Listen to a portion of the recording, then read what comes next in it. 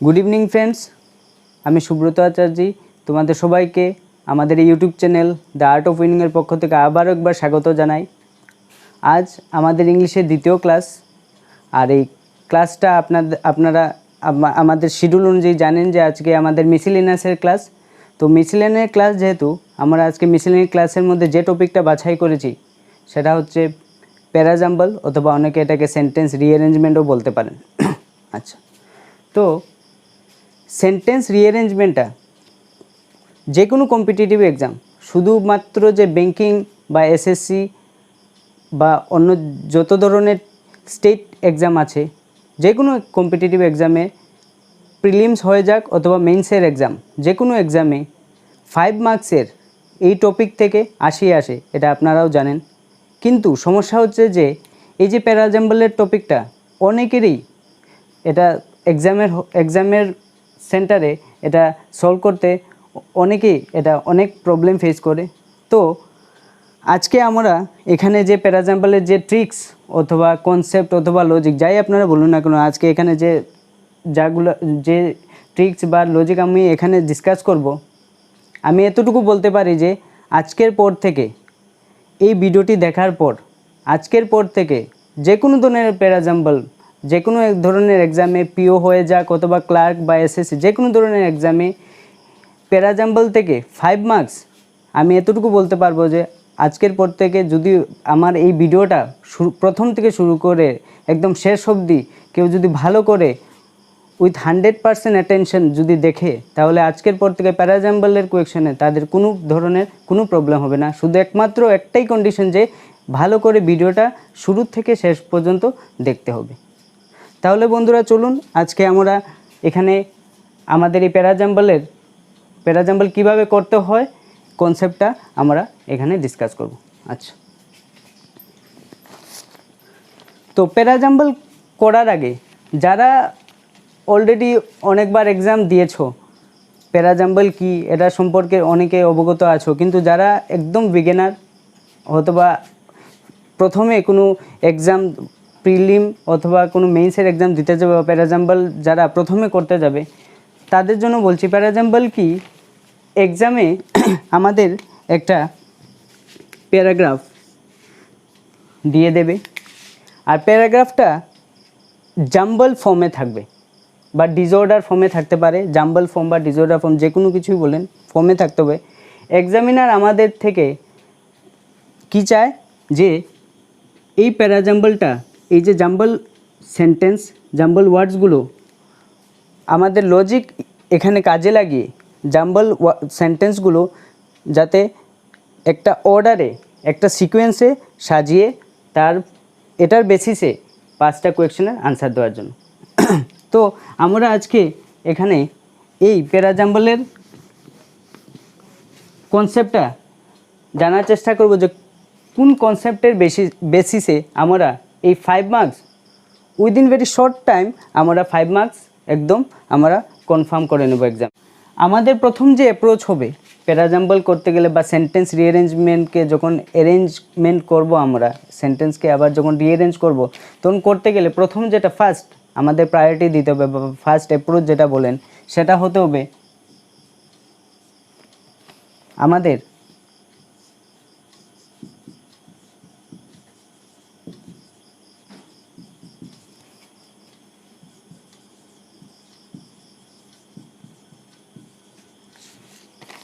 Eliminate the sentences.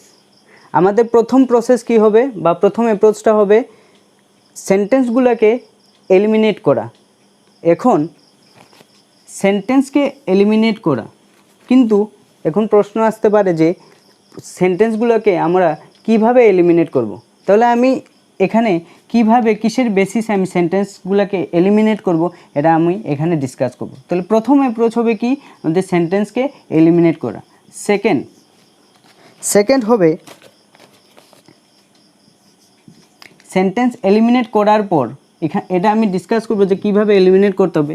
তারপর eliminate করার পর আমাদের দ্বিতীয় কাজ যেটা হবে, এটা হচ্ছে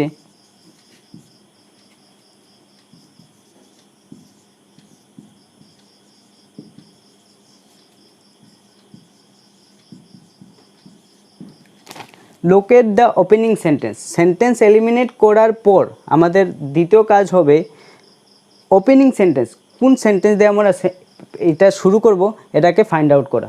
আচ্ছা, সেকেন্ড কাজটা হচ্ছে locate the opening sentence. Third number হচ্ছে আমাদের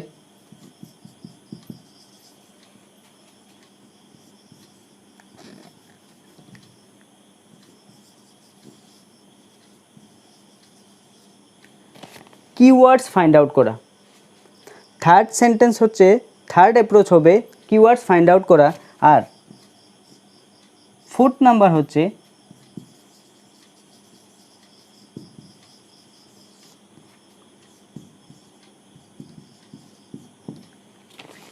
এসব এলিমিনেট করার পর, ওপেনিং সেন্টেন্স ফাইন্ড আউট করার পর, তারপর কিওয়ার্ডস ফাইন্ড আউট করার পর আমাদের ফোর্থ নাম্বার স্টেপ হবে যে ম্যান্ডেটরি পেয়ার্স বানানো। মানে কোন কোন পেয়ার, যেমন আমাদের এক্সামে অ্যারেঞ্জমেন্ট কীভাবে আসে, A B C D E এমনভাবে। তাহলে এরকম আমাদের ধরুন আমাদের বি নাম্বারটা আমরা এখানে এলিমিনেট করার পর ওপেনিং সেন্টেন্স কোনটা পেয়েছি, বি নাম্বার। তাহলে আমাদের কি হবে, ম্যান্ডেটরি পেয়ার্স মানে কি, বি ওপেনিং সেন্টেন্স যদি হয়, বির পরে ঠিক তারপরে কোন সেন্টেন্সটা এটার সাথে পেয়ার হবে আমরা এটা ফাইন্ড আউট করা, এটা হচ্ছে ম্যান্ডেটরি পেয়ার্স। আচ্ছা,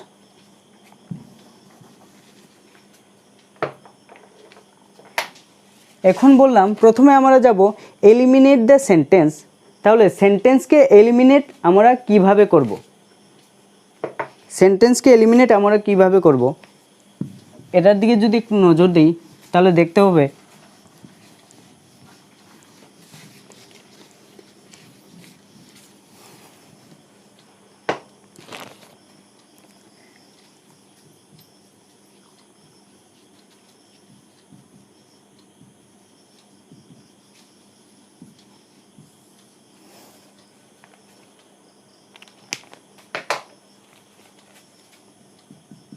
প্রথম এলিমিনেট করতে গিয়ে আমাদের প্রথম কাজ হবে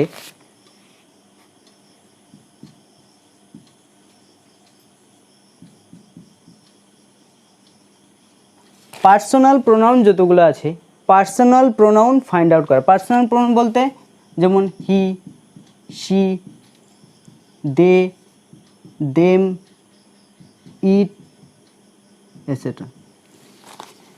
পার্সোনাল প্রোনাউন যতগুলো আছে এগুলাকে কি ফাইন্ড আউট করা। যখনই আমরা কোনো সেন্টেন্সের বিগিনিংয়ে বা যে সেন্টেন্সে যদি পার্সোনাল প্রোনাউন পাই, কারণ জানি যে আমরা প্রোনাউন কার জন্য ইউজ হয়, প্রোনাউন ইউজ হয় অলওয়েজ নাউনের জন্য। তাহলে নিশ্চয়ই প্রথমে আমাদের নাউনের ব্যাপারে কিছু বলতে হবে, তারপরেই আমরা প্রোনাউন ইউজ করব। তাহলে নিশ্চয়ই আমাদের ওপেনিং যে সেন্টেন্সটা এটা অবশ্যই নিশ্চয়ই আমাদের কি হতে হবে না, কি হতে পারবে না, পার্সোনাল প্রোনাউন বা প্রোনাউন হতে পারবে না। তাহলে প্রথম কাজ হবে আমাদের পার্সোনাল প্রোনাউন ফাইন্ড আউট করে এটাকে এলিমিনেট করা। আচ্ছা,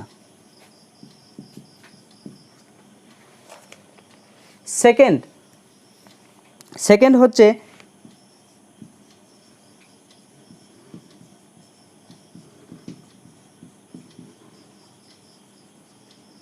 ডেমনস্ট্রেটিভ প্রোনাউন। মানে কোনগুলা, this, that, those, such etcetera, এগুলা ডেমনস্ট্রেটিভ প্রোনাউন। সেম প্রোনাউনের মতো কাজ। প্রোনাউন যেহেতু এটা নিশ্চয়ই তার আগে আমাদের নাউন থাকতে হবে, দিস থাকতে হবে। যেমন আমি যদি এখানে বলি যে I have a marker in my hand, this marker is blue. তাহলে প্রথমে বললাম কি, আই হ্যাভ এ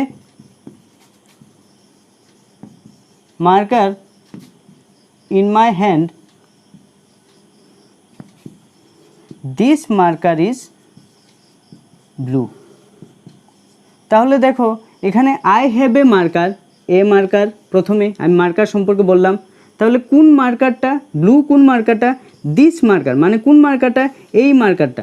তাহলে নিশ্চয়ই আমাকে প্রথমে মার্কারটা সম্পর্কে বলতে হবে, তারপর মার্কারটা সম্বন্ধে আমি আবার যদি আরও ফার্দার কিছু বলতে যাই তাহলে নিশ্চয়ই আমাকে এমন ডেমনস্ট্রেটিভ প্রোনাউন দেখে প্রোনাউন ইউজ করে দিতে হবে। তাহলে নিশ্চয়ই আমার কী হবে যে ডেমনস্ট্রেটিভ প্রোনাউন দিয়ে যদি কোনো সেন্টেন্স শুরু হয় বা ডেমনস্ট্রেটিভ প্রোনাউন যদি আমরা কোনো সেন্টেন্সে পাই তাহলে নিশ্চয়ই আমাদের ওপেনিং সেন্টেন্স এই ডেমনস্ট্রেটিভ প্রোনাউন কখনো হতে পারবে না।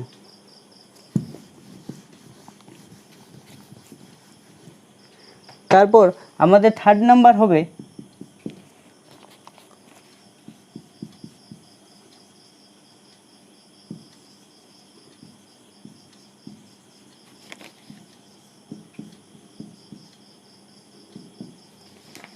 Acronym based approach. এখানে অ্যাক্রোনিম মানে কি, যেমন যদি ধরি এক্সাম্পল হিসাবে NHA শর্ট ফর্ম বা অ্যাব্রিভিয়েটেড ফর্ম, এটা ফুল ফর্ম কী হবে? National highway authority of India. তাহলে যদি আমরা এই অ্যাক্রোনিম ফর্ম বা অ্যাব্রিভিয়েটেড ফর্ম প্রথমে পাই, তাহলে নিশ্চয়ই আমাদের এই সেন্টেন্সটা কখনো কি হতে পারবে না, ওপেনিং সেন্টেন্স হতে পারবে না। কারণ আগে আমরা তার ফুল ফর্ম ইউজ করব, national highway authority of India প্রথমে আসবে, তারপর ফার্দার আমরা ন্যাশনাল হাইওয়ে অথরিটি সম্পর্কে যদি আবারও কিছু বলতে যাই, তারপর আমি শর্ট ফর্মে এগুলাকে ফার্দার সেন্টেন্সকে প্রসিড করতে পারবো। তাহলে নিশ্চয়ই আমাদের অ্যাক্রোনিম বেসড বা অ্যাব্রিভিয়েটেড ফর্ম বা শর্ট ফর্মে যদি কোনো কিছু থাকে, তাহলে নিশ্চয়ই আমাদের এই শর্ট ফর্মটা দিয়ে সেন্টেন্স ওপেনিং সেন্টেন্স হতে পারবে না। কারণ প্রথমে ওই শর্ট ফর্মের সম্পর্কে আমরা জানি না, তো আগে আমার কি হতে হবে, ফুল ফর্মটা জানতে হবে। ফুল ফর্ম সম্পর্কে আগে যে সেন্টেন্সটা দেওয়া থাকবে নিশ্চয়ই আমাদের ওইটা প্রথমে কী হবে, ওপেনিং সেন্টেন্স হবে। তারপর আমরা কি করব, ওইটার অ্যাব্রিভিয়েটেড ফর্ম দিয়ে আমরা প্রসিড করব। ঠিক আছে? আচ্ছা, তারপর আমাদের ফোর্থ নাম্বার হবে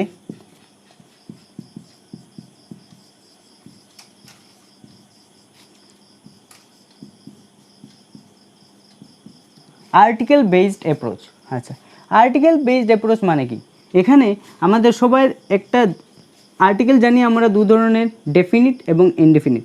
এখানে আমরা যেটা স্পেশালি যেটা নেব, এটা হচ্ছে দা। ডেফিনিট আর্টিকেল দা মানে, এটার মানে হচ্ছে যদি কোনো সেন্টেন্স এই ডেফিনিট আর্টিকেল দিয়ে শুরু হয়, তাহলে নিশ্চয়ই কী হবে না, আমাদের এই সেন্টেন্সটা ওপেনিং সেন্টেন্স হতে পারবে না। কারণ দেখো, এজ এ এক্সাম্পল যদি আমি নেই একটা, যেমন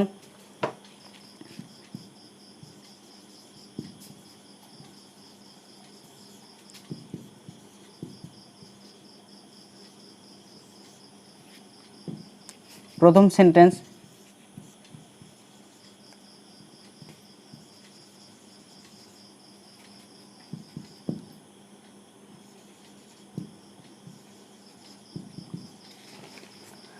I met a boy yesterday, the boy is his cousin।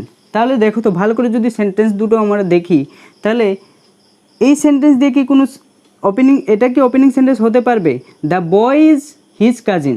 তাহলে এখানে কোয়েশ্চেন আছে যে হুইচ বয়, হুইচ বয়, তাহলে নিশ্চয়ই এখানে কোন বয়ের কথা বলা হচ্ছে, যে বয়ের সাথে গতকাল আমি দেখা করেছিলাম। তাহলে নিশ্চয়ই আমার কি হবে, এই বয় সম্পর্কে আগে আমার মেনশন করে থাকবে। তাহলে নিশ্চয়ই দাটা কি হবে, তার আগে দা আর্টিকেল দিয়ে যখন সেন্টেন্স আমি এখানে লিখবো, তো নিশ্চয়ই ওই নাউন বা ওই সেন্টেন্স সম্পর্কে আমার নিশ্চয়ই আগে এখানে কিছু বলা থাকবে। তারপরে আমি ওই সেন্টেন্সটাকে যদি আবারও আমি স্ট্রেস দিতে যাই, তাহলে নিশ্চয়ই আমি দা দিয়ে সেন্টেন্সটাকে প্রসিড করব। তাহলে নিশ্চয়ই আমার সেকেন্ড যে দা বয় ইজ হিজ কাজিন, না, নিশ্চয়ই আমার এই সেকেন্ড সেন্টেন্সটা কখনো ওপেনিং হতে হবে না। ওপেনিং হতে হলে আমার কী হতে হবে, এই সেন্টেন্সটা দিয়ে ওপেন করতে হবে, তারপর আমি দা বয় ইজ হিজ কাজিন এটা দিয়ে শুরু করব। তাহলে নিশ্চয়ই আমার দা থাকে যদি কোনো সেন্টেন্সের বিগিনিংয়ে, তাহলে নিশ্চয়ই আমার এটা ওপেনিং সেন্টেন্স হবে না। কিন্তু একটা জিনিস মনে রাখতে হবে, কিছু কিছু নাউন আছে যার আগে আমাদের অবশ্যই দা, যেমন সুপ্রিম কোর্ট, তারপর কোনো রিভার্সের নাম, ঠিক আছে? তাহলে এগুলার আগে তো দা অবশ্যই মাস্ট বসতেই হয়, তাহলে এগুলাকে আমরা কনসিডার করব না। কিন্তু ইন জেনারেল, যেমন এখানে একটু আগে যেখানে এই সেন্টেন্সে যেমনভাবে দেখলাম, এই সেন্স যদি আমি দেখি, তাহলে এই ধরনের সেন্টেন্সগুলোতে আমরা দার লজিকটা কাজে লাগাবো। আর বাকি কোনগুলোতে দা আমাদের মাস্ট লাগে, এটা তো আমরা জানি, তো ওই ধরনের সেন্টেন্সকে আমরা কনসিডার করব না এই ক্ষেত্রে।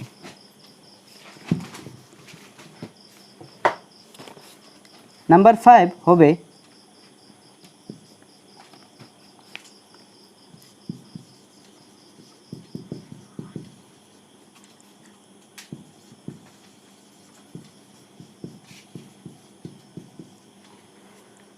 Transition word approach. Transition word approach মানে কি, যেমন আমি যদি বলি এক্সাম্পল হিসাবে যদি দেখি,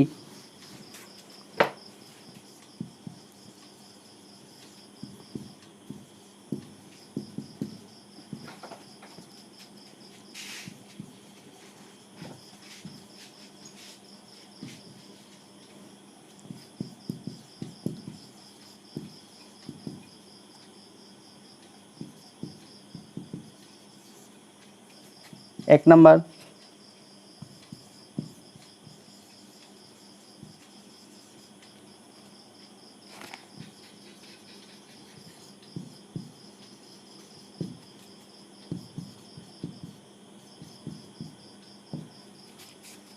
তারপর 3 নাম্বার যদি লিখি,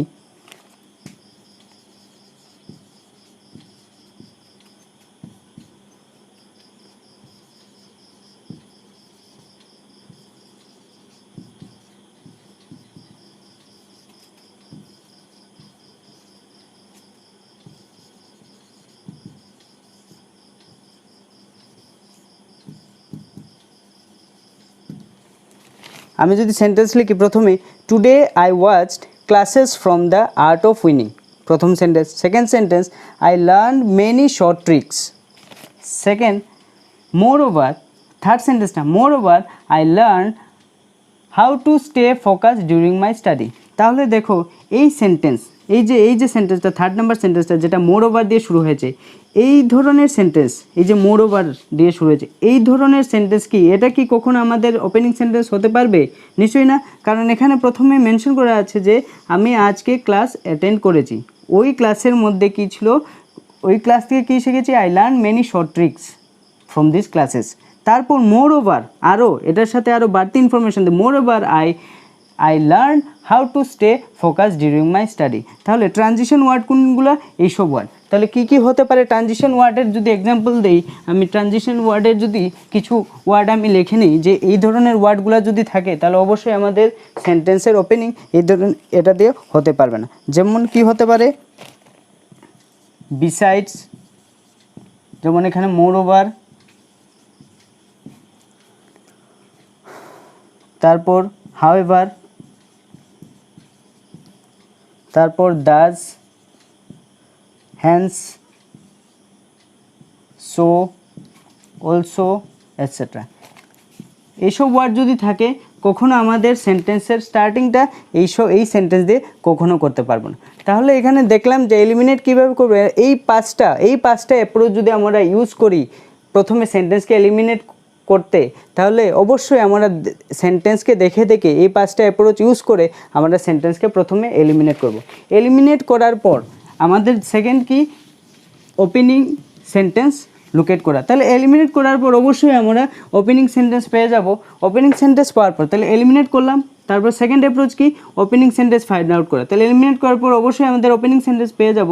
আচ্ছা, একটা জিনিস মনে রাখতে হবে, ওপেনিং সেন্টেন্স পাওয়ার পর আমাদের অবশ্যই মনে রাখতে হবে এই ওপেনিং সেন্টেন্সটাকে ভালো করে দেখতে হবে। কারণ কি, এই ওপেনিং সেন্টেন্সের উপরে ডিপেন্ড করবে যে কি ওয়ার্ডস, দ্যাট মিনস কি ওপেনিং সেন্টেন্সে নিশ্চয়ই কোনো একটা ওয়ার্ড থাকবে যেই ওয়ার্ডগুলো আমাদের থার্ড নাম্বার সেন্টেন্সে বা সেকেন্ড সেন্টেন্সে এই ওয়ার্ডগুলো আবার দেওয়া থাকবে। তাহলে কি হবে, আমরা এখান থেকে কি করতে পারবো, আমাদের যে ফোর্থ স্টেপটা ছিল কি, ম্যান্ডেটরি পেয়ার্স তৈরি করা। তাহলে ওপেনিং সেন্টেন্সটা ফাইন্ড আউট করার পর শুধু হবে না, ওপেনিং সেন্টেন্সটাকে ফাইন্ড আউট করে ভালো করে দেখতে হবে এমন কী ধরনের ওয়ার্ডস আছে যেগুলো কি হিসাবে নিতে পারি আমরা, কিসের জন্য, এটার পেয়ার্স তৈরি করার জন্য। তাহলে ওপেনিং সেন্টেন্স যদি পেয়ে যায়, এখানে একটা কিছু ওয়ার্ড থাকবে, এটার বেসিসে আমরা সেকেন্ড সেন্টেন্সটাও পেয়ে যাব।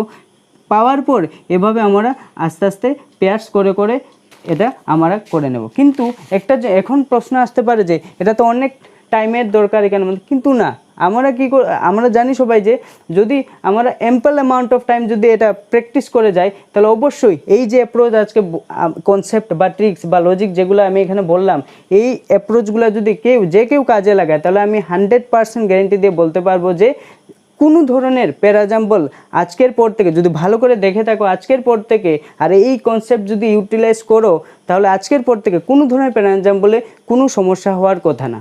কিন্তু কন্ডিশন একটাই, এই কনসেপ্ট ইউজ করে ভালো করে প্র্যাকটিস করে যেতে হবে। ঠিক আছে, তাহলে আজকে আমরা বেশি কোয়েশ্চেন নিইনি, শুধুমাত্র দুটো কোয়েশ্চেন নিয়েছি, কারণ যেহেতু আজকে আমাদের এই ক্লাসটা কনসেপ্ট বেস, তো আমরা আজকে এখানে দুটো এই কনসেপ্টের বেসিসে করার চেষ্টা করব। তোমরা দেখবে যে কিভাবে আমি এই এলিমিনেশন প্রসেস, এই প্রসেসগুলো কাজে লেগে কিভাবে করি। তারপর হোমওয়ার্ক হিসাবে একটা দিয়ে দেবো আমরা, এখানে আমার লেফট সাইডে থাকবে, এখানে হোমওয়ার্ক হিসাবে দিয়ে দেবো। এটা তোমরা করে তারপর আমাদের হোয়াটসঅ্যাপ গ্রুপ অথবা কমেন্টে এটার সলিউশনটা পাঠাতে পারো। তাহলে চলো আমরা আমাদের প্রথম কোয়েশ্চেনটা সলভ করার চেষ্টা করি। আমার হাতের বাদিকে আছে কোয়েশ্চেনটা, অলরেডি এখানে দেওয়া আছে, আমি এখানে লিখলাম তোমাদের সুবিধার্থে, কারণ কিভাবে করব আমি এখানে দেখিয়ে দেবো। ঠিক আছে, আচ্ছা, প্রথমে আমাদের কাজ কী হবে, স্ক্যান করা, পুরোটাকে একটু স্ক্যান করা, জাস্ট এই যে প্যারাটার থিম ডিটেক্ট করার জন্য। তাহলে এখানে যদি স্ক্যান করি ব্রেকফাস্ট নিয়ে কথা হয়েছে, তাহলে এটা আমাদের সাধারণ একদম সিম্পল একটা প্যারাজাম্বল, একদম বোঝার মতো। তো ব্রেকফাস্ট নিয়ে কথা হয়েছে, এটা আমরা বুঝলাম। সেকেন্ড আমাদের অ্যাপ্রোচ কি, সেকেন্ড যেটা কি, এলিমিনেশন প্রসেস করা, এলিমিনেশন প্রসেস বা আমাদের ওপেনিং সেন্টেন্স ফাইন্ড আউট করা। এখন যদি ভালো করে স্ক্যান করি, পুরোটাকে স্ক্যান করি, তাহলে আমরা এখানে দেখতে পাচ্ছি যে প্রথম যে আমাদের এ নাম্বার যে সেন্টেন্সটা আছে, কী আছে, এটা হ্যান্স দিয়ে আছে। তাহলে কি হবে আমাদের, এটা হ্যান্সটা কি আমাদের লিঙ্কিং ওয়ার্ডস, লিঙ্ক করে, দ্যাট মিন্স কি এটার আগে নিশ্চয়ই কোনো আরও সেন্টেন্স আছে, একটা সেন্টেন্স আছে, ওই সেন্টেন্সটাকে এই সেন্টেন্সটা লিঙ্ক করছে, তাহলে নিশ্চয়ই আমাদের লিঙ্কিং ওয়ার্ড, এর জন্য আমাদের এ কখনো আমাদের কি হতে পারবে না, আমাদের ওপেনিং সেন্টেন্স হতে পারবে না। আচ্ছা, সেকেন্ডে কি আছে আমাদের, দ্য ওয়ার্ড, দ্য, মনে আছে আর্টিকেলের কথা বলেছি, article approach, the word originated, তাহলে কোন word, the word which word, তাহলে এই হুইচ ওয়ার্ড, এই ওয়ার্ডটা মেনশন করা নেই, তাহলে নিশ্চয়ই আমাদের বিটাও কি হবে না, আমাদের ওপেনিং সেন্টেন্স হতে পারবে না। Next, during day time we keep on eating, তাহলে দেখো প্রথমে কি দিয়ে শুরু হয়েছে, ডিউরিং একটা ট্রানজিশন ওয়ার্ড, ট্রানজিশন ওয়ার্ড, তাহলে ট্রানজিশন ওয়ার্ড বলেছিলাম কি, ট্রানজিশন ওয়ার্ড যদি থাকে তাহলে নিশ্চয়ই ট্রানজিশন ওয়ার্ড দিয়ে আমাদের সেন্টেন্স শুরু হতে পারবে না, তাহলে আমাদের সিও এলিমিনেট হয়ে গেল। D, people often ask us to why breakfast is important, এখানের মধ্যে আমাদের এই যে ট্রানজিশন ওয়ার্ড অথবা আর্টিকেল বা বাকি যতগুলো আছে কোনোটাই নেই, তাহলে নিশ্চয়ই আমাদের কি হতে পারে যে ডিটা আমাদের ওপেনিং সেন্টেন্স হতে পারে। তারপরেও আমরা এখন মার্ক করবো না, কারণ আমাদের আরও দুটো সেন্টেন্স বাকি আছে, দেখে নেবো যে বাকিগুলো সেন্টেন্স যদি এমন কোনো লজিক মেনটেন না করে, তাহলে অবশ্যই আমাদের প্রথম সেন্টেন্স কী হবে, ডি। আচ্ছা, ডি রাখলাম। নেক্সট, বাট, এটার একটা ট্রানজিশন ওয়ার্ড বাট, তাহলে নিশ্চয়ই আমাদের বাটটা কি হবে না, নিশ্চয়ই আমাদের ওপেনিং সেন্টেন্স হবে না, তাহলে ইও বাদ হয়ে গেল। তারপর next, the answer lies in the word breakfast, তাহলে হুইচ আনসার, এটাও এফ নাম্বার, দেখো দ্য আনসার আর্টিকেল দিয়ে শুরু হয়েছে, তাহলে কি হবে না, আমাদের নিশ্চয়ই ওপেনিং সেন্টেন্স কি হবে না, এফ হবে না, তাহলে আমাদের ওপেনিং সেন্টেন্স কি হবে, অবশ্যই কি হবে, কি, ডি। আচ্ছা, ডি যদি হয় তাহলে এখন আমাদের নেক্সট ফাইন্ড আউট করা কি, আমি বলেছি যে ওপেনিং সেন্টেন্স ফাইন্ড আউট করার পর কিওয়ার্ডস ফাইন্ড আউট করা। এখানে দেখো, during day time we keep on eating and munching after every 3 to 4 hours, during day time we keep on eating and munching after every 3 to 4 hours। আচ্ছা, sorry, D, people often ask us to, আমাদের opening sentence কি, D, C না D, কারণ C তো হবে না, কারণ during এটা transitory word, D, people often ask us to why breakfast is important. আমি বলেছি কি ওপেনিং সেন্টেন্স ফাইন্ড হওয়ার সাথে সাথে আমাদের কিওয়ার্ডস দেখতে হবে, এখানে দেখো একটা কিওয়ার্ডস আছে কি, ব্রেকফাস্ট, ঠিক আছে, ব্রেকফাস্ট, আবার এখানে দেখো কি আছে, ব্রেকফাস্ট কথাটা আছে, কিওয়ার্ডটা আছে, তাহলে এখন যদি দেখি people often ask us to why breakfast is important, তাহলে এটার পরে যদি ডির পরে যদি আমার পেয়ার ম্যান্ডেটরি পেয়ার যদি মেনটেন করি, তাহলে কী হবে আমাদের, দেখো the answer lies in the word breakfast itself, তাহলে অবশ্যই আমাদের কি হবে, ডির পরে আমাদের এফ নিচু হয়ে যাচ্ছে, লজিক্যালি আমাদের লজিক্যাল রিজনিংটা এখানে মেনটেন হচ্ছে, তাহলে কি হবে, ডির পরে আমাদের কি হবে, এফ, ডির পরে আমাদের অফ হয়ে যাবে। আচ্ছা, এখন দেখি the answer lies in the word breakfast itself, এখন ইন দ্য ওয়ার্ড, এখানে দেখো সবসময় কিওয়ার্ডস ফাইন্ড করার চেষ্টা করব। ইন দ্য ওয়ার্ড, দেখো the answer lies in the word breakfast itself. তারপরে আমরা যদি বির দিকে একটু তাকাই, দ্য ওয়ার্ড অরিজিনেটেড ফ্রম, কোন ওয়ার্ড? ইন দ্য ওয়ার্ড, এই যে ওয়ার্ডটা ব্রেকফাস্ট, ইন দ্য ওয়ার্ড, ওয়ার্ডটা এখানে আছে, তাহলে আবার ওয়ার্ডটা দেখো এখানের মধ্যে বির মধ্যে, the word originated from the fact that after dinner we don't eat the whole night and this is a long time for the body to go. তাহলে এখানে আবার দেখো একটা কিওয়ার্ডস আছে, ইন দ্য ওয়ার্ড, এখানে ওয়ার্ড আছে, তাহলে কি হতে পারে আমাদের থার্ড সেন্টেন্স কি হতে পারে? বি। ঠিক আছে, ডি এফ বি। তারপর দেখো দ্য ওয়ার্ড অরিজিনেটেড ফ্রম দ্য fact that after dinner we don't eat the whole night and this is a long time for the body to go without food। আচ্ছা, তারপরে কি হবে দেখো, এখন যদি আমরা দেখি whole night and this is a whole night and this is a long time for the body to go without food. এখন দেখো সিটে যদি দেখি during day time we keep on eating, প্রথমে নাইটের কথা বললো, the whole night and this is a long time for the body to go without food. এখন যদি সিট দিকে দেখি during day time we keep on eating and munching after every 3 to 4 hours। প্রথম নাইট, হোল নাইট আমরা কি থাকি? Whole night this is a long time for body to go without food, food ছাড়া থাকি। তারপর সির দিকে যদি আসি, during day time we keep on eating and munching after every 3 to 4 hours, তাহলে কি দিতে পারি? C number. আচ্ছা, সি যদি যায় during day time we keep on eating and munching after every 3 to 4 hours। আচ্ছা, এখন যদি দেখি but the duration between dinner and breakfast, but the duration between dinner and breakfast, তার এখানে রাত্রের কথা, এখানে দিনের কথা, ডিনার রাত্রেবেলা, ব্রেকফাস্ট এখানে সকাল দিনের বেলা, তাহলে but the duration between dinner and breakfast is pretty long sometimes may be equivalent to a fast. তাহলে সির পরে আমরা নিতে পারি, কারণ এখানে নাইটের ব্যাপার, এখানে ডের কথা বললো, তারপর এখানে বললো যে এই যে ডিনার আর ব্রেকফাস্টের মধ্যের সময়টা বিটুইন, তাহলে আমার কি হতে পারে? ই নাম্বারটা আমাদের কি হতে পারে? কি 4th নাম্বার সেন্টেন্স। তাহলে ই নাম্বার যদি 4th নাম্বার সেন্টেন্স হয়ে যায়, তাহলে but the duration between dinner and breakfast is pretty long sometimes may be equivalent to a fast. তারপরে তো hence the meal that is taken in the morning is breakfast, এর জন্য মর্নিংয়ের যে তোমার মিলটা নেওয়া হয় এটাকে কি বলে? হ্যান্স এটাকে কি বলে? ব্রেকফাস্ট বলে।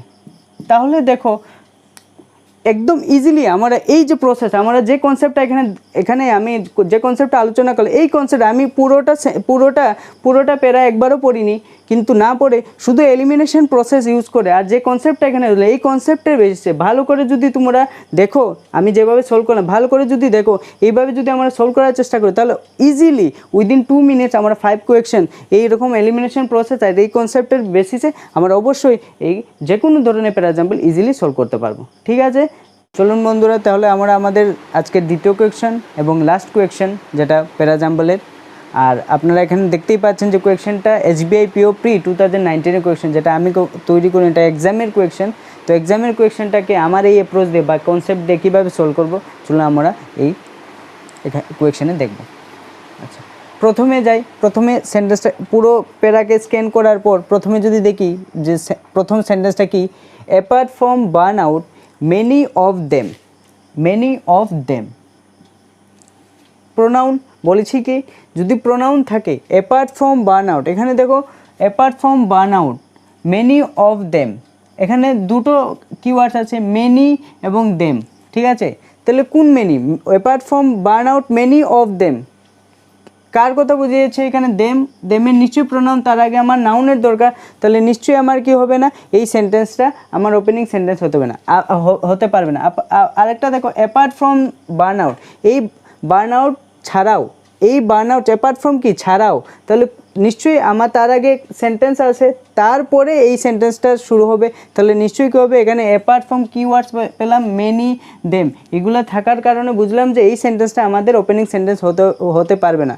ঠিক আছে, তাহলে আমার এ নাম্বারটা নিশ্চয়ই আমার কি হবে না, ওপেনিং সেন্টেন্স হবে না। যদি বিতে দেখি, a recent survey aim to study the risk of burnout amongst the জাজেস and magistrate has revealed some grim findings. আচ্ছা, তাহলে দেখো a recent survey aim to study, এই সেন্টেন্সটা আমার একটা ওপেনিং সেন্টেন্স হওয়ার জন্য অ্যাপ্রোপ্রিয়েট মনে হচ্ছে। তারপরেও আমরা এটাকে মার্ক করবো না, দেখবো, কারণ আমাদের আরও 3টা সেন্টেন্স বাকি আছে।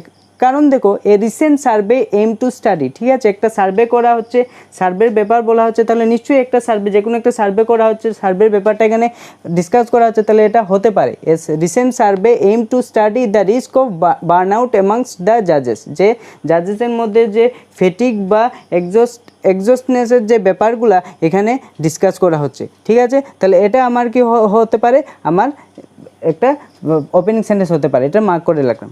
সেকেন্ড সেন্টেন্স দেখো, দ্য লেভেল অফ দিস সাইকোলজিক, দেখো দিস সাইকোলজিক ডিস্ট্রেস, কোন সাইকোলজিক ডিস্ট্রেস, আবার ডেমনস্ট্রেটিভ প্রোনাউন, তাহলে নিশ্চয়ই আমার কি হতে পারবে না, এই সেন্টেন্সটা ওপেনিং সেন্টেন্স হতে পারবে না, তাহলে এ ক্রস সি ক্রস, ঠিক আছে। আচ্ছা, তারপরে দেখো নেক্সট, দো অল দিস, আবার দেখো this demonstrative pronoun, though all this findings were from the survey conducted, all this, তাহলে দেখো দিস আবার দিস ডেমনস্ট্রেটিভ প্রোনাউন, আমার ওপেনিং সেন্টেন্স হতে পারবে না, যে কনসেপ্টের মধ্যে ছিল, তাহলে ডিটাও কি হতে পারবে না, আমার ওপেনিং সেন্টেন্স হতে পারবে না। আচ্ছা, নেক্সট ই নাম্বার দেখো, the constant high workloads and the harrowing details of serious crimes were the two major causes for this risk, আবার দেখো দিস, ঠিক আছে, দিস রিস্ক, কোন রিস্ক, এটাও আবার দেখো ডেমনস্ট্রেটিভ প্রোনাউন, তাহলে আমার ওপেনিং সেন্টেন্স এটাও হতে পারবে না, তাহলে আমার ওপেনিং সেন্টেন্স কোনটা হয়ে যাবে, অবশ্যই আমার ওপেনিং সেন্টেন্স কী হবে, ওপেনিং সেন্টেন্স হবে কি বি, ঠিক আছে।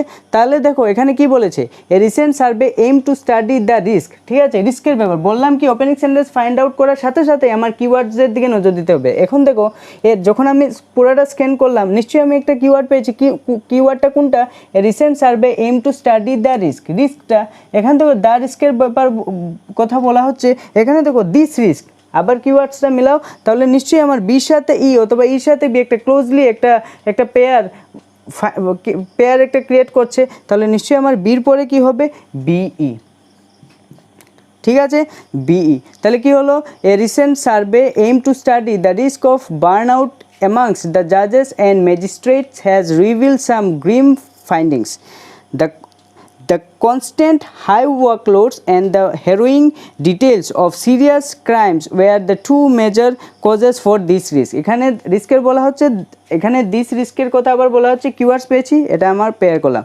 This risk of burnout of the জাজেস। আচ্ছা, তারপরে দেখো এটা যদি পড়ি, এরপরে যদি আমরা এখানে যাই, সেন্টেন্স এতে যাই, অ্যাপার্ট ফ্রম বার্ন আউট, এখানে দেখো এখানে আরেকটা কিওয়ার্ড দেখো, বার্ন আউটের কথা, ঠিক আছে, this risk of burn out, এখানে বার্ন আউটের কথা বলেছে, এখানে দেখো অ্যাপার্ট ফ্রম বার্ন আউট, মানে এই বার্ন আউট ছাড়া, আবার কিওয়ার্ড পেলাম, এখানে বার্ন আউট আছে, burn out, apart from burnout many of them, এখানে আবার দেখো আরেকটা কিওয়ার্ড মেনি অফ দেম, এখানে দেম বলতে কাদেরকে বোঝানো হচ্ছে, এখানে দেখো যদি আমরা বিতে দেখি জাজেস অ্যান্ড ম্যাজিস্ট্রেটস, তাহলে তাদের ব্যাপার, তাহলে কি হবে, apart from burnout many of them, এখানে বার্ন আউটটা ওই বার্ন আউটের সাথে যদি মিলাই, অফ অ্যাপার্ট এই বার্ন আউট ছাড়া, তাহলে এই বার্ন আউটের কথা এখানে মেনশন করা, apart from burnout many of them are also experiencing symptoms of secondary traumatic stress, the psychological distress people can experience when working with traumatic material and traumatized people, তাহলে আমার কি হবে, BEA, ঠিক আছে, BEA। আচ্ছা, এখন অনেকের মনে হতে পারে আমার বির পরে তো ডি হতে পারে, কারণ কি জানো, এখানে দেখো সাম গ্রিম ফাইন্ডিংস আছে দেওয়া, ফাইন্ডিংস, আবার এখানে দিস ফাইন্ডিংসের কথা বলা হচ্ছে, অল দিস ফাইন্ডিংসের কথা বলা হচ্ছে, কিন্তু এটার সাথে বির পরে আমার ডি সেকেন্ড সেন্টেন্স কেন হবে না, দেখো কেন হবে না, কারণ দেখো দিস অল দিস ফাইন্ডিং, কোন ফাইন্ডিংসগুলো, ফাইন্ডিংস মানে কনক্লুশনের ব্যাপার বলছে, অল দিস ফাইন্ডিংস, আর এখানে কি বলছে, সাম ফাইন্ডিংস, তাহলে এখানেও সাম ফাইন্ডিংসগুলো ক্লিয়ার না, এখানেও ক্লিয়ার না, তাহলে নিশ্চয়ই আমার বির পরে তো এটা হবে না, তাহলে অবশ্যই বির পরে ইর পরে এ। আচ্ছা, তারপরে দেখো এখানে দিচ্ছে symptoms of experience symptoms of secondary traumatic stress, the psychological distress, আর এখানে দেখো এখানে যদি দেখি আমার সিতে the level of this psychological, এখানে দেখো দ্য সাইকোলজিক্যাল ডিস্ট্রেস, তাহলে সিতে যদি আসি the level of this psychological, কোন সাইকোলজিক্যাল ডিস্ট্রেস, এই সাইকোলজিক্যাল ডিস্ট্রেসের কথা বলছে। তাহলে এখানে আবার কিওয়ার্ড থেকে এই কিওয়ার্ড ধরে আমি এটা পেয়ে গেলাম যে আমার এরপরে নিশ্চয়ই কী হবে, আমার সি হবে, কারণ কি স্ট্রেস দ্য সাইকোলজিক্যাল ডিস্ট্রেস, তারপরে কোন psychological distress, this psychological distress, তাহলে সির মধ্যে আছে this psychological distress secondary traumatic stress among the judiciary is significantly higher than that among barristers and other legal workers. তাহলে বিইএসি, তারপর আমার লাস্ট সেন্টেন্স কী হবে, দ্য অল দিস ফাইন্ডিংস। তাহলে দেখো এখানে যতগুলো ফাইন্ডিংস, এই যে কী কী conclusion, psychological distress, burnout, এসবের কথা বলছে। তারপরে দেখো যদি লাস্ট সেন্টেন্স দিই, দো অল দিস ফাইন্ডিংস, এই যে ফাইন্ডিংস কনক্লুশনগুলো বলা হচ্ছে, though all this findings were from the survey conducted, এই যে এই সার্ভে থেকে নেওয়া হয়েছে, conducted only in one country, they are applicable globally because the nature of work is the same for judiciary in every country. তাহলে আমার last sentence কী হবে, D হবে। ঠিক আছে, তাহলে দেখো কিভাবে আমাদের এই কনসেপ্ট, কীভাবে এই আমাদের কনসেপ্ট দিয়ে, কীভাবে এই আমার কনসেপ্ট দিয়ে, আমার কনসেপ্ট কাজে লাগিয়ে একদম ইজিলি শুধু এলিমিনেট করে করে আমরা একটা এক্সামের কোয়েকশন, এক্সামে আসা কোয়েকশন কীভাবে ইজিলি আমার কনসেপ্ট দিয়ে একদম ইজিলি আমরা দেখতে পাচ্ছি কীভাবে হয়ে গেল। তাহলে দেখলে আমরা কিভাবে আমার এই কনসেপ্টটা কাজে লেগে কিভাবে দুটো কোয়েকশন সলভ করলাম। তাহলে আমি আগেই বলেছি ভিডিও শুরু হওয়ার আগে যে আমরা আজকে আমার এই কনসেপ্ট দিয়ে দুটো কোয়েকশন করব, দুটো কোয়েকশন করলাম। আর একটা কোয়েকশন আমি ভিডিও শুরুতেই বলেছি যে একটা কোয়েকশন আমি হোমওয়ার্কের জন্য দেব। তোমাদের কাজ হবে কি, এই ভিডিওটাকে ভালোভাবে আবার প্রথম থেকে ভালোভাবে খুব মনোযোগের সহিত ভিডিওটাকে দেখবে, কনসেপ্টটাকে ভালোভাবে বোঝার চেষ্টা করবে। আশা করি নিশ্চয়ই বুঝেছো, বা আমি আমার 100% দেওয়ার চেষ্টা করেছি এখানে। তো ভালো করে বুঝে আমার এই অ্যাপ্রোচ অনুযায়ী, আমার এই কনসেপ্ট লাগিয়ে এই যে 3 নাম্বার কোয়েকশনটা সলভ করে এটার আনসারটা তোমরা আমাদের কমেন্ট সেকশনে অথবা আমাদের হোয়াটসঅ্যাপ গ্রুপে পোস্ট করে দেবে। ঠিক আছে, আচ্ছা আরেকটা কথা, লাস্ট কথা বলবো যে আমরা আমাদের তরফ থেকে আমরা 100% দেওয়ার চেষ্টা করছি, কিন্তু তোমাদের কাজ হবে যে যদি আমাদের এই ভিডিওগুলা আজকে পর্যন্ত আমাদের এই চ্যানেলে 4টা ভিডিও আপলোড হয়ে গেছে। প্রথমটা কি ছিল, ইনইকুয়ালিটির ভিডিও, একটা ইনইকুয়ালিটির কনসেপ্টের উপরে, বেসিকের উপরে, তারপর 150 rules of golden rules of গ্রামারের ছিল, তারপর প্রবলেম বেসড অন এজেস, আর আজকের এই ক্লাসটা। 4টা ভিডিও অলরেডি আপলোড হয়ে গেছে। যদি আমাদের এই ভিডিওগুলো ভালো লাগে তাহলে অবশ্যই আমাদের চ্যানেলটাকে সাবস্ক্রাইব করবেন এবং লাইক করে কমেন্ট করে আমাদের চ্যানেলটাকে আপনাদের বন্ধুদের মধ্যে অবশ্যই ছড়িয়ে দেবেন।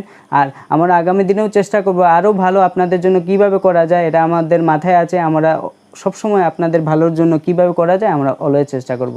তো আজকে আমাদের এতটুকুই। তো আমি আবারও বলছি যে ভিডিওটা ভালো করে দেখবেন, আর প্রত্যেক সব ভিডিওগুলার লিঙ্ক আমাদের ডেসক্রিপশন সেকশনে আছে। তো এখানে গিয়ে ডেসক্রিপশন সেকশনে গিয়ে আমাদের ভিডিওগুলো দেখে নেবেন। নমস্কার।